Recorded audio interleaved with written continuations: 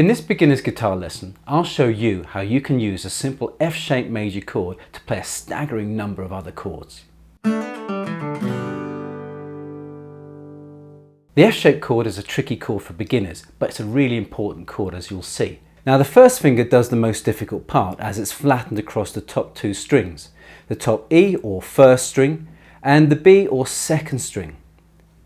The second finger goes on the G or third string at the second fret, and the third finger goes on the D or fourth string at the third fret, as you can see here and in the chord chart. As I said, this can be quite difficult for a beginner guitarist, and one of the ways to make it easy is by making sure that you're using light gauge strings, and I've got a link in the description for the ones that I use.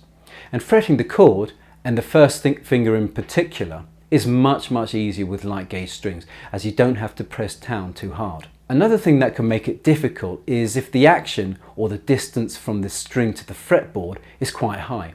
So you might want to get your guitar looked at if you think that might be a problem too. And now back to the F chord. Yes, get on with it!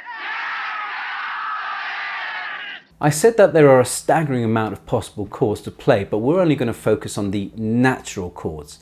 And what I mean by that is that these chords are neither sharp or flat. So for example, B flat, D sharp, etc, etc. And I'm doing that just to keep this lesson simple. So only about 7 chords. Only. So we'll be moving this chord up and down the fretboard. And remember that this way is up and that way is down. You'll see on my guitar that on various frets I have these dots here, like so, and also up here.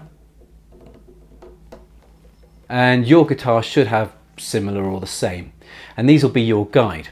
As your fingering doesn't change for the chord, you can use these dots to guide you up and down the fretboard. But be careful though. The dots are usually on the 3rd fret, the 5th fret, the 7th fret, and this is the one that might confuse you, the 9th fret, before getting onto the double dots on the 12th fret. And the reason why the 9th fret might confuse you is that we won't be using this one in this particular lesson, but we will be using the 8th fret and the 10th fret.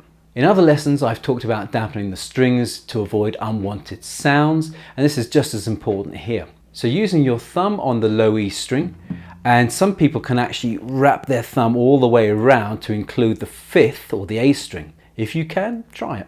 You can also dampen the 5th or the A string by having your 3rd finger touch that string, but not finger the string, just lightly touch it, like so.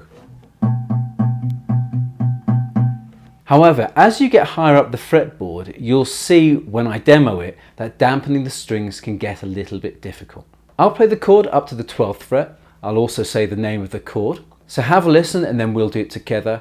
But keep an eye on my thumb position too in the way I dampen the strings. 1, 2, 3, 4.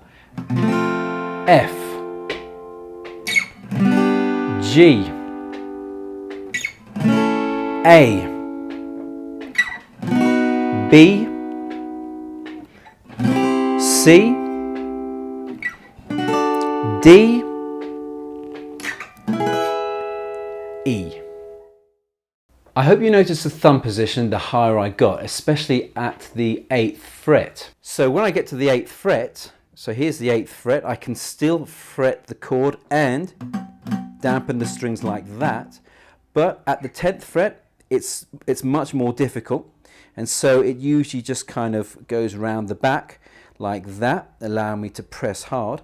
But then I have to be careful with my strumming hand, and I have to make sure that I'm not playing any unwanted strings. That's the D, and that's the E. There's no way I can really get the thumb round there because that's what I end up with.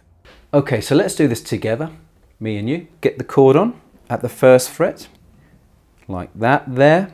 1, 2, 3, 4. F, G, A, B, C, D, E. So let's try it in reverse, starting at the 12th fret. I'll also say the chord name as I go down the fretboard. I'll demo it and then we'll do it together. And once again, you know, keep an eye on my thumb position too. 1, 2, 3, 4. E, D, C, B, A, G, F. Okay, so it's now our turn to do it together. So are you ready? 1, 2, 3, 4. Or should I say 4, 3, 2, 1? Get on with it! Okay, sorry. 1, 2, 3, 4. E, D, C, B,